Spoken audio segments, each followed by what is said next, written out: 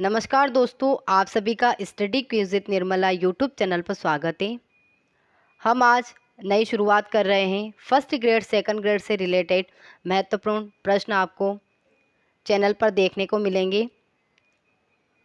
मैं आपको सबसे पहले पिछली परीक्षाएं यानी कि सेकंड ग्रेड फर्स्ट ग्रेड जो पेपर हुए हैं पिछले, उनको सॉल्व करवाऊंगी, क्योंकि आप खुद जानते हैं कि जो एग्ज़ाम होती है उसमें लगभग 30 से 35% कंटेंट वो आता है जो परीक्षा में आया हुआ है। यानी सेम वे से ही प्रश्न आ जाते हैं जो पिछली बार परीक्षाओं में पूछे गए हैं। इसलिए हमें ज़रूरी है कि हम जो पुराने पेपर है, जो प्रीवियस ईयर पेपर है, उनको अच्छे से सॉल्व करें, उनको अच्छे से समझें, क्योंकि उसी के अकॉर्डिंग प्रश्न बनते हैं, उसी के अकॉर्डिंग कह सकते हैं नए प्रश्न बनाए जाते हैं। तो बहुत ज़रूरी है कि आप प्रीवियस पेपर को अच्छे से सॉल्व करें। थ्योरी तो सभी पढ़ते हैं, लेकिन जब तक आप पेपर सॉल्व नहीं करेंगे थ्योरी किसी काम की नहीं है। इसलिए आप मेरे चैनल पर बने रहें। मेरे चैनल पर आपको daily first grade second grade से संबंधित क्वेश्चन मॉडल पेपर अपलोड मिलेंगे। आप उन्हें सॉल्व कीजिए, कमेंट सेक्शन में बताइए आपके कितने सही होते हैं। उससे आइडिया लगेगा कि पेपर का जो लेवल है किस तरीके से आता है, अब कैसा आ सकता है। तो बने रहें मेरे साथ। वीडियो को शेयर कर दीजिए अपने दोस्तों में और वीडियो लाइक ज़रूर कीजिए। एंड तक देखिए और कमेंट सेक्शन में ज़रूर बताएं आपके कितने सही हो रहे हैं। आज से हम पहला पेपर यानी 2016 में आया हुआ ये फर्स्ट ग्रेड पेपर है। फर्स्ट ग्रेड साइकोलॉजी 2016 में आया हुआ पेपर सोल्व करने वाले हैं। आप इस पेपर को समझिए क्या है, कैसे प्रश्न आते हैं। चलिए देखिए, यहाँ पर पहला प्रश्न है, शैक्षिक मनोविज्ञान अंतर्निहित क्षमताओं तथा सक्षमताओं का अध्ययन करता है। व्यक्तिगत विभिन्नताओं का, व्यक्तिगत क्षमताओं का, समूह की भिन्नताओं का, ये व्यक्तिगत सक्षमताओं का। क्षमता एबिलिटीज़ होती है और सक्षमता कैपेबिलिटीज होती है। तो यहाँ पर पूछा गया है कि शैक्षिक मनोविज्ञान अंतर्निहित क्षमताओं तथा सक्षमताओं का अध्ययन करता है। तो राइट आंसर यहाँ पे क्या रहेगा? तो राइट आंसर यहाँ पे हो जाएगा ए, व्यक्तिगत विभिन्नताओं का अध्ययन करता है। मैं वही आंसर बताऊंगी जो आरपीएससी द्वारा माने गए हैं। ओके, अब यहाँ पर मैंने कुछ डेफिनेशंस लिखी है, तो यहाँ पर डेफिनेशंस देख लीजिए। शिक्षा मनोविज्ञान का अर्थ, शिक्षा मनोविज्ञान मनोविज्ञान की एक व्यवहारिक शाखा है। मनोविज्ञान के सिद्धांतों का शैक्षणिक समस्याओं के समाधान में प्रयोग में लाना ही शिक्षा मनोविज्ञान है। अर्थात दूसरे शब्दों में हम कह सकते हैं कि मनोविज्ञान की वह शाखा जिसका संबंध शिक्षा के सिद्धांतों एवं समस्याओं से होता है, वही क्या है? शिक्षा मनोविज्ञान। सबसे अच्छा ये लास्ट में देखिए, मनोविज्ञान की वह शाखा जिसका संबंध शिक्षा के सिद्धांतों और उससे जुड़ी हुई समस्याओं से होता है, वही क्या है? शिक्षा मनोविज्ञान है। नेक्स्ट यहाँ पर है, शिक्षा मनोविज्ञान में व्यक्तिगत विभिन्नता के अंतर्गत व्यक्ति की अंतर्निहित क्षमताओं तथा सक्षमताओं का अध्ययन किया जाता है। तो यहाँ पे राइट आंसर रहेगा व्यक्तिगत विभिन्नता, यानी ए यहाँ पर सही हो जाएगा। नेक्स्ट है क्वेश्चन नंबर 2, शिक्षण के समय शिक्षक को आवश्यक रूप में ध्यान में रखना चाहिए, यानी कि आवश्यक रूप से ध्यान में रखना चाहिए क्या? सामाजिक वातावरण, विषय एवं शिक्षार्थी दोनों, या फिर शिक्षार्थी या फिर विषय। तो जब शिक्षण करवाता है शिक्षक तो उसको विशेष रूप से ध्यान रखना चाहिए, विषय का भी और शिक्षार्थी का भी। तो राइट आंसर यहाँ पे रहेगा बी। इसके लिए यहाँ पर देखिए मैंने कुछ लाइंस लिखी हैं जो जिससे आपको और अच्छे से समझ में आए कि शिक्षक को शिक्षण कार्य करवाते समय कक्ष का मनोवैज्ञानिक वातावरण, शिक्षार्थी को शिक्षण हेतु तत्पर करना, शिक्षण सामग्री रोचकता का समावेश का आवश्यक रूप से ध्यान रखना चाहिए। यानी वातावरण, छात्र को तत्पर करना और उनकी रुचि के अकॉर्डिंग उन चीज़ों या उन विषय वस्तु को समावेशित करना जिससे कि उनको रुचि आए और वो पढ़ने में रुचि लें। तो यहाँ पर राइट आंसर रहेगा विषय और शिक्षार्थी दोनों ही चीज़ों का ध्यान शिक्षक को रखना चाहिए। नेक्स्ट है क्वेश्चन नंबर 3, शिक्षक को शिक्षण संस्थिति प्रदान की जानी चाहिए कक्ष वातावरण के अनुरूप, शिक्षण सहायक सामग्री के अनुरूप, शिक्षार्थियों की मानसिक एवं शारीरिक आयु के अनुरूप या फिर पुस्तकों की उपलब्धता के अनुरूप, यानी शिक्षक को शिक्षण संस्थिति प्रदान की जानी चाहिए। तो राइट आंसर रहेगा यहाँ पर शिक्षार्थियों की मानसिक एवं शारीरिक आयु दोनों के अनुरूप होनी चाहिए, यानी शिक्षार्थियों की मानसिक और जो शारीरिक आयु है दोनों का ध्यान रखकर ही शिक्षण सामग्री या शिक्षण संस्थिति प्रदान की जानी चाहिए। तो राइट आंसर रहेगा यहाँ पर सी। शिक्षण को प्रभावी बनाने के लिए विषय वस्तु यानी अधिगम सामग्री को रोचकता के साथ बालक की मानसिक क्षमता के अनुसार शिक्षक द्वारा प्रस्तुत की जानी चाहिए, यानी मानसिक क्षमता का बिल्कुल ध्यान रखना चाहिए, उसी के अकॉर्डिंग बच्चे के सामने अधिगम सामग्री प्रस्तुत करनी चाहिए। ओके, तो यहाँ पे राइट आंसर रहेगा सी। नेक्स्ट है, विद्यार्थियों हेतु शिक्षण प्रभावशाली बन सकता है यदि यानी कि विद्यार्थियों के लिए शिक्षण प्रभावशाली बन सकता है यदि शिक्षार्थियों के मानसिक स्तर के अनुसार शिक्षण दिया जाए, सामाजिक स्तर के अनुसार शिक्षण दिया जाए, या पाठ को पढ़कर विद्यार्थी सीखे या वही पाठ बार बार दोहराया जाए। तो यहाँ पर जो दो ऑप्शन है वो तो बिल्कुल ही रॉन्ग हो जाएंगी कि पाठ को पढ़कर विद्यार्थी सीखे, ऐसा नहीं है। बालक को समझाना भी ज़रूरी है। वो अगर पाठ को पढ़कर विद्यार्थी सीख सकता था तो वो स्कूल आता ही क्यों। तो यहाँ पर शिक्षक की महत्वपूर्ण भूमिका होती है कि वो अच्छे से समझाए। तो यहाँ पे सी ऑप्शन तो गलत हो गया। वही पाठ बार बार दोहराया जाए, ऐसा भी नहीं है, ये भी गलत है, यानी ए और बी में से सही रहेगा। तो यहाँ पे सामाजिक स्तर, शिक्षण प्रभावशाली बनाना है तो यहाँ पे सामाजिक स्तर का कोई महत्व नहीं है, यहाँ पर ज़्यादा महत्व रहेगा मानसिक स्तर का। तो राइट आंसर रहेगा ए कि विद्यार्थियों के मानसिक स्तर के अनुसार शिक्षण दिया जाना चाहिए। नेक्स्ट है क्वेश्चन नंबर 5। पहले इसकी देख लिए व्याख्या देखिए। यहाँ पर मैंने कुछ प्रश्नों की व्याख्या भी लिखी है साथ में, ताकि आपको अच्छे से समझ में आए कि कक्षा का स्तर व विद्यार्थियों के मानसिक स्तर को ध्यान में रखकर ही विभिन्न कक्षाओं का पाठ्यक्रम तय किया जाता है। अतः शिक्षक को चाहिए कि वह आवश्यक रूप से विद्यार्थियों के मानसिक स्तर के अनुसार अपने शिक्षण कार्यक्रम की जो रूपरेखा है वो तैयार करें, यानी कि बालकों की रुचि, बालकों की क्षमता, मानसिक स्तर आदि चीज़ों को ध्यान में रखकर ही उनके लेवल के अकॉर्डिंग ही सिलेबस बनाया जाता है। तो शिक्षक का या कह सकते हैं शिक्षक की जिम्मेदारी बनती है कि मानसिक स्तर के अनुसार ही शिक्षण कार्य करवाए। ओके, नेक्स्ट प्रश्न है यहाँ पर निम्न शिक्षण अधिगम प्रक्रिया को क्रमवार जमाना है। यहाँ पर 4 शिक्षण अधिगम प्रक्रिया दी गई है, उनको लाइन से आपको जचाना है। वर्तमान ज्ञान को पूर्व ज्ञान से जोड़ना, मूल्यांकन, उद्देश्य निर्माण, सामग्री प्रस्तुतिकरण, ये पाठ योजना से संबंधित अधिगम प्रक्रिया है। तो यहाँ पर क्या होगा, पहले क्या आएगा, पहले आएगा उद्देश्य निर्माण, हम पहले उद्देश्य को निर्मित करते हैं। फिर आएगा वर्तमान ज्ञान को पूर्व ज्ञान से जोड़ना, यानी कि प्रस्तावना, है ना, इसका मतलब क्या हो गया, प्रस्तावना। नेक्स्ट आएगा सामग्री का प्रस्तुतिकरण और लास्ट में आएगा मूल्यांकन। मूल्यांकन लास्ट में होता है। तो यहाँ पर आप मूल्यांकन के आधार पर भी देख सकते हैं, 2 ऑप्शन कट जाएंगे 4, यानी कि मूल्यांकन लास्ट में है, ये उन दोनों में से एक सही होगा। फिर आप देखिए उद्देश्य निर्माण तो पहले यानी सबसे पहले किया जाता, 3 जिसमें वो पहले राइट हो जाएगा, यानी कि यहाँ पर हो जाएगा डी 3 1 4 2 उद्देश्य निर्माण, वर्तमान ज्ञान को पूर्व ज्ञान से जोड़ना, यानी कि प्रस्तावना, फिर प्रस्तुतिकरण और लास्ट में आता है मूल्यांकन। तो राइट आंसर यहाँ पे हो जाएगा डी। इसकी व्याख्या देखिए, पाठ योजना के निर्माण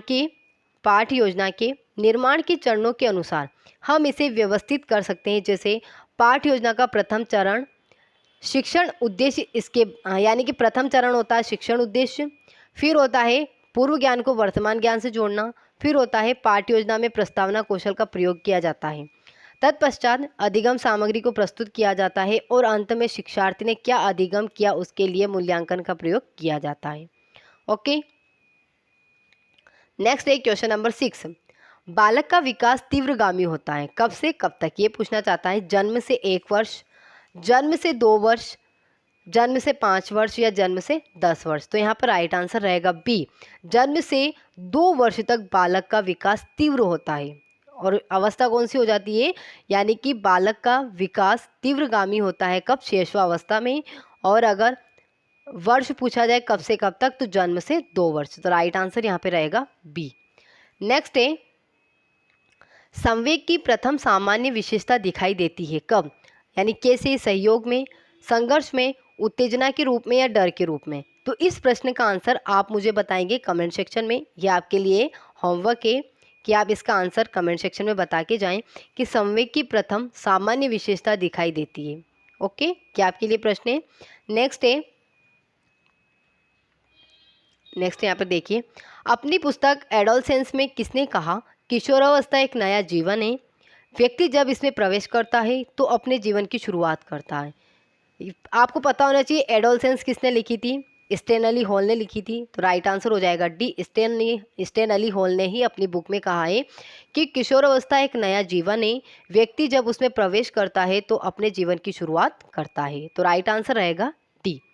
नेक्स्ट है क्वेश्चन नंबर 9, किशोरावस्था के समय में बालक का मानसिक विकास पहुंच जाता है पतन की ओर, अत्यधिक समस्याग्रस्त, आसान जीवन या फिर सर्वाधिक। तो यहाँ पर पूछा गया है कि किशोरावस्था के समय बालक का जो मानसिक विकास होता है वो पहुंच जाता है कहाँ, यानी कि सर्वाधिक पहुंच जाता है। तो राइट आंसर रहेगा डी। नेक्स्ट है, सीखना केवल ज्ञान या कौशल प्राप्ति ही नहीं वरन यह कहीं अधिक है, व्यवहारगत परिवर्तन है, विद्यार्थियों के लिए मार्ग निर्देशिका है, व्यवहारिक जीवन में क्रियाविधि है या फिर दृष्टिकोण में परिवर्तन है। तो यहाँ पर केवल यानी जो सीखना है केवल ज्ञान या कौशल प्राप्त करना नहीं होता है, व्यवहारगत परिवर्तन होता है। तो राइट आंसर रहेगा यहाँ पर ए। नेक्स्ट है, अभ्यास तथा अनुभव द्वारा व्यवहार में होने वाला अपेक्षित स्थायी परिवर्तन ही क्या होता है, अधिगम होता है। इसलिए क्वेश्चन नंबर 10 का आंसर रहेगा व्यवहारगत परिवर्तन। नेक्स्ट है 11, सही सुधारीकरण के सिद्धांत का आशय है सुधारे, गलत आदत नहीं पड़ने देना, गलत आदत को सुधारना या फिर आदत स्थापित करना। तो यहाँ पर पूछा गया है सही सुधारीकरण के सिद्धांत का क्या आशय है, क्या तात्पर्य है। तो राइट आंसर रहेगा बी, गलत आदत नहीं पड़ने देना। ओके, यहाँ पर देखिए इसकी व्याख्या, आदत प्रत्यय का इतिहास डेकार्ट 1596 से 1650 के योगदानों से प्रारंभ होता है, लेकिन इस समस्या पर सर्वप्रथम मनोवैज्ञानिक विचार करने का श्रेय जाता है विलियम जेम्स को। यानी आदत प्रत्यय का इतिहास डेकार्ट के योगदानों से प्रारंभ होता है, लेकिन मनोवैज्ञानिक जो विचारधारा है वो किसके द्वारा लाई गई है, वो विलियम जेम्स के द्वारा लाई गई है। यहाँ पर परिभाषाएं दी गई है आदत की, एक बार इन्हें देख लीजिए, समझ लीजिए, क्योंकि प्रत्येक पेपर में टीचर से संबंधित जो पेपर होता है, चाहे सी टेट हो, यूपी टेट हो, कोई सी भी टेट हो, फर्स्ट ग्रेड सेकंड ग्रेड, उसमें एक दो परिभाषाएं तो आती ही है, इसलिए आपको परिभाषाएं भी याद होनी चाहिए। तो यहाँ पर मैं आदत की कुछ परिभाषाएं लेकर आई हूँ। देखिए, H.E. गैरट ने कहा है कि आदत इस व्यवहार का नाम है जो इतनी अधिक दोहराया जाता है कि वह स्वचालित हो जाता है। लेडेल की आदत एक प्रकार का वह कार्य है जो प्रारंभ से स्वेच्छा से और जानबूझकर किया जाता है, परंतु बार बार दोहराए जाने के कारण वह स्वचालित हो जाता है। रायबर्ने ने कहा है कि सीखना आदतों के निर्माण की प्रक्रिया है। ये तो बहुत सी परीक्षा में आया हुआ है, रायबर्न की परिभाषा तो बहुत सी एग्जाम में आया हुआ है, तो रायबर्न की परिभाषा आपको याद होनी चाहिए। तो यहाँ पर देखिए, गलत आदत पड़ने पर आसानी से छूटती नहीं, इसलिए बच्चों में आदतों यानी अच्छी आदतों का विकास करना चाहिए। आप इन परिभाषाओं को वीडियो पॉज करके फिर एक बार रिवाइज कर लीजिएगा, वीडियो फिर से दोबारा देख लीजिए, ये भी आपके लिए अच्छा होगा, क्योंकि आप जितने प्रश्न पुराने पेपर सोल्व करेंगे आपके लिए उतना ही फायदेमंद होगा। नेक्स्ट है, एक अच्छी शिक्षण विधि है जो विद्यार्थियों की समस्याओं को हल करे, जो प्रश्नों को हल करे, जो विषय वस्तु स्पष्ट करे या जो विषय वस्तु को विवेचित करे। तो यहाँ पर एक शिक्षण विधि अच्छी यानी अच्छी शिक्षण विधि वो होती है जो विषय वस्तु को स्पष्ट करे। राइट आंसर यहाँ पे हो जाएगा सी। नेक्स्ट है, अच्छी शिक्षण विधि वह है जो अधिगमकर्ता के मस्तिष्क में विषय वस्तु के संपूर्ण प्रत्यय को स्पष्ट करता है, यानी कि अच्छी तरीके से स्पष्ट हो जाए, यही यहाँ पर कहना चाहता है। नेक्स्ट है, एक मानसिक रूप से स्वस्थ व्यक्ति हर नई स्थिति समझता है। मानसिक स्वस्थ व्यक्ति अच्छी प्रकार से समायोजित हो सकता है, शांतिप्रद जीवन नहीं जी सकता है, कहीं भी समायोजित नहीं हो पाता है, और डी ऑप्शन है सही व्यवहार नहीं करता है। तो डी तो यहाँ पर गलत है कि सही व्यवहार नहीं करता है। अगर कोई व्यक्ति मानसिक रूप से स्वस्थ है और वो सब चीज़ें समझता है, नई स्थिति भी समझता है। तो मानसिक स्वस्थ व्यक्ति होता है जो सभी में समायोजित हो सकता है, सभी चीज़ों में एडजस्टमेंट कर सकता है। तो राइट आंसर रहेगा यहाँ पर ए। नेक्स्ट है, यहाँ पर मानसिक स्वास्थ्य से संबंधित कुछ पॉइंट लेकर आई हूँ, कुछ परिभाषाएं भी हैं। तो यहाँ पर देखिए, यानी तो परिभाषाएं हैं। मानसिक स्वास्थ्य से अर्थ है, यानी मानसिक स्वास्थ्य का अर्थ है मानव का अपने व्यवहार में संतुलन, यानी अपने व्यवहार में एडजस्टमेंट। अरस्तु ने कहा है कि स्वस्थ शरीर में स्वस्थ मस्तिष्क का निवास होता है। बहुत ही इंपॉर्टेंट परिभाषा है जो कई बार परीक्षाओं में आ चुकी है। मानसिक स्वास्थ्य का अर्थ मानसिक शक्तियों के उचित विकास तथा मन को स्वस्थ एवं खुश रखने से है। कार्टन वी गुड ने मानसिक स्वास्थ्य का अर्थ मन की स्वस्थता, पूर्णता को बताया है, यानी होल सेमनेस ऑफ माइंड को बताया है। यानी कि गुड ने मानसिक स्वास्थ्य का अर्थ मन की स्वस्थता और पूर्णता को बताया है। हेडफील्ड ने बताया है कि मानसिक स्वास्थ्य से तात्पर्य व्यक्ति के संपूर्ण व्यक्तित्व का पूर्ण रूप से तालमेल बैठाते हुए कार्य करते रहना। और लैंडल ने बताया है कि मानसिक स्वास्थ्य का अर्थ है जीवन की वास्तविकता की धरातल पर वातावरण से पर्याप्त सामंजस्य करने की योग्यता। तो आप वीडियो पॉज कीजिए, इन परिभाषाओं को फिर दोहराइए और इन्हें अच्छे से लर्न कर लीजिए। नेक्स्ट है क्वेश्चन नंबर 14।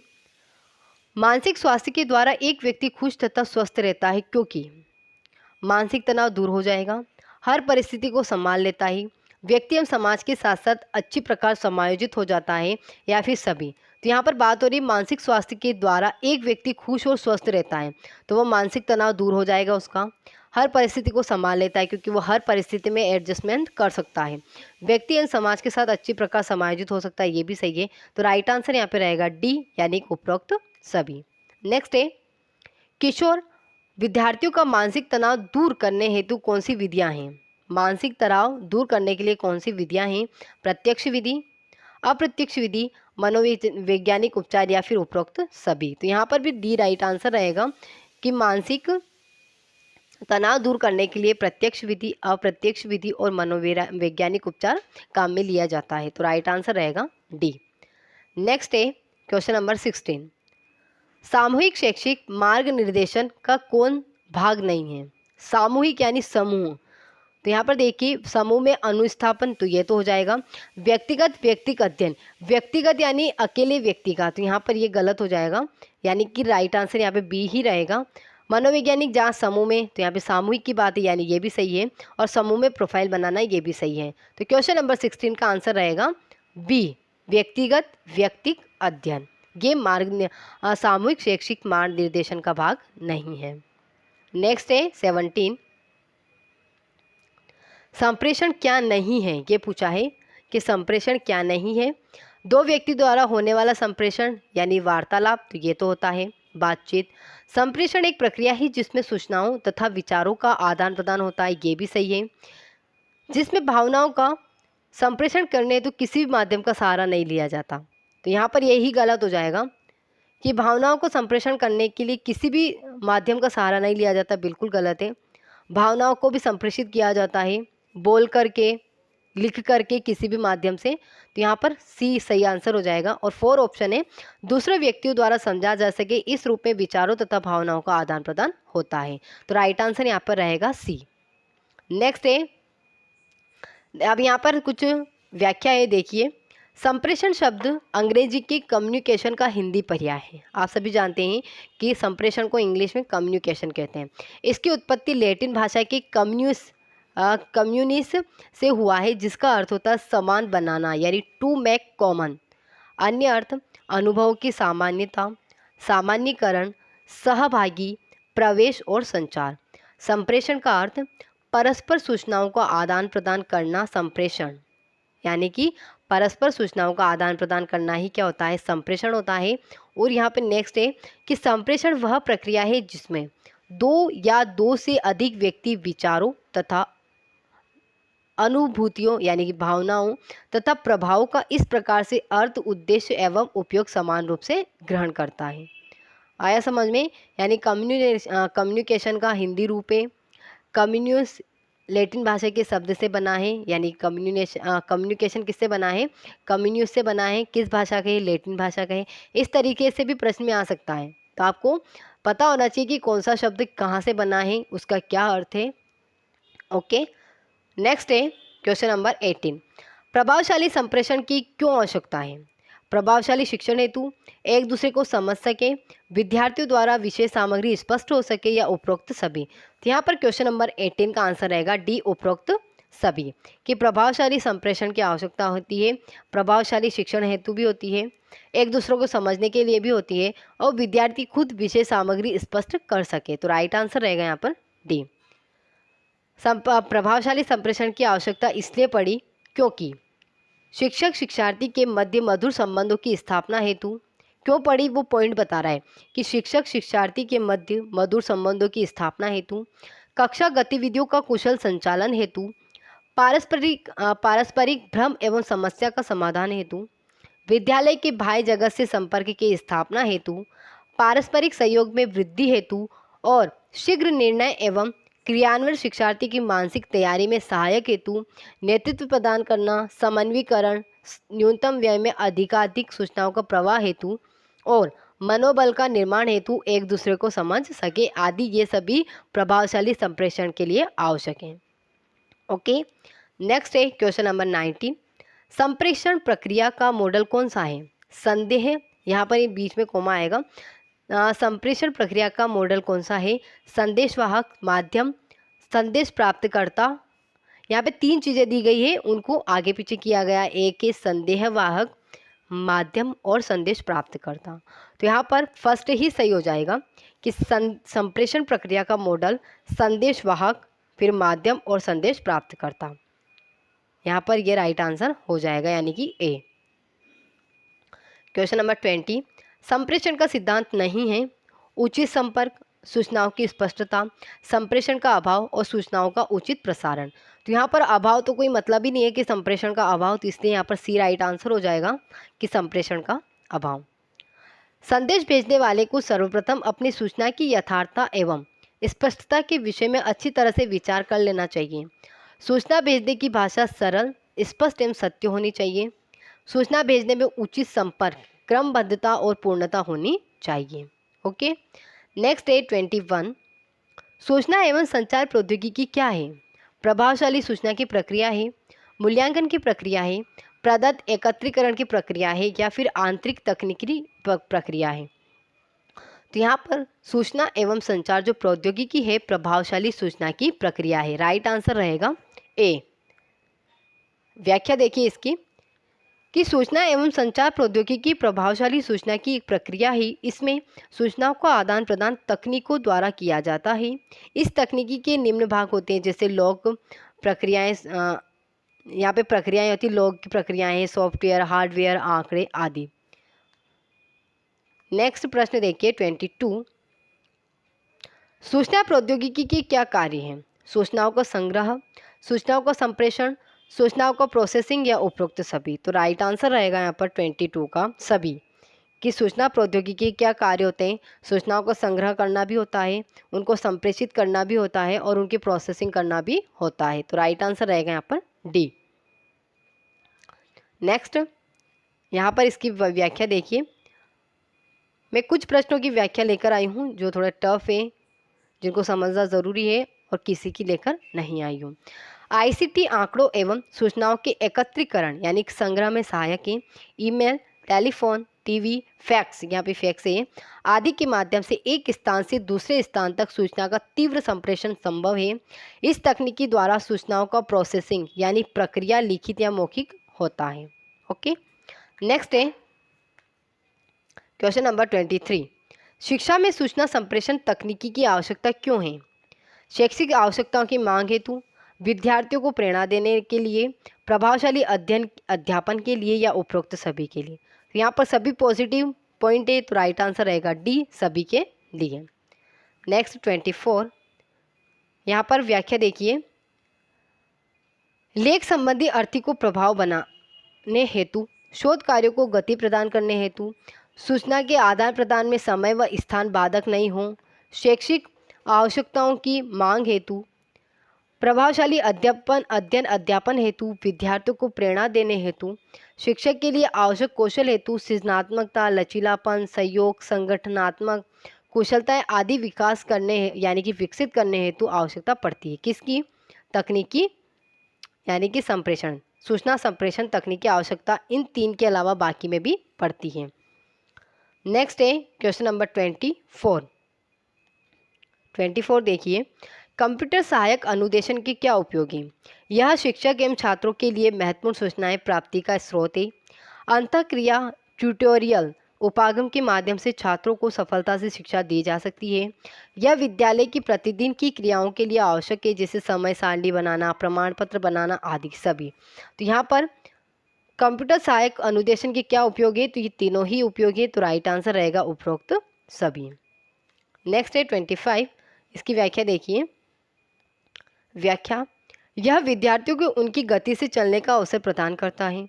संकोची, शर्मीले तथा मंद गति वाले अधिगमकर्ता को सीखने का अवसर प्रदान करती है। स्वनिर्देशित अधिगम में विद्यार्थी स्वयं निर्णय ले सकता है कि उसे कब, कैसे और क्या सीखना है। यह शिक्षक एवं छात्रों के लिए महत्वपूर्ण सूचनाएं प्राप्ति का स्रोत है। अंतःक्रिया ट्यूटोरियल यानी अनुवर्ग उपागम के माध्यम से छात्रों को सफलता से शिक्षा दी जा सकती है। यह विद्यालय की प्रतिदिन की क्रियाओं के लिए आवश्यक है, जैसे समय सारणी बनाना, प्रमाण पत्र बनाना आदि। 25, मुख्यतया शैक्षिक कंप्यूटर प्रयुक्त किया जाता है। मुख्यतः जो शैक्षिक कंप्यूटर होता है प्रयुक्त किया जाता है शोध उपकरण हेतु, शिक्षण अधिगम हेतु, प्रबंध उपकरण हेतु या उपरोक्त सभी। तो यहाँ पर राइट आंसर हो जाएगा उपरोक्त सभी। व्याख्या देखिए इसकी कि शिक्षा के क्षेत्र में कंप्यूटर का उपयोग कई प्रकार से किया जाता है, जैसे कि शिक्षण अधिगम में, अनुसंधान उपकरण में, संसाधनों के प्रबंधन में, शैक्षिक निर्देशन में और परामर्श में। क्वेश्चन नंबर 26, लॉरेंस कोहलबर्ग के अनुसार परंपरागत नैतिक स्तर बना रहता है 4 से 10 वर्षों तक, 10 से 13 वर्षों तक, 12 से 15 वर्षों तक और 16 से प्रौढ़ावस्था तक। तो राइट आंसर यहाँ पे पूछा है परंपरागत नैतिक स्तर, तो राइट आंसर रहेगा यहाँ पर बी, 10 से 13 वर्षों तक।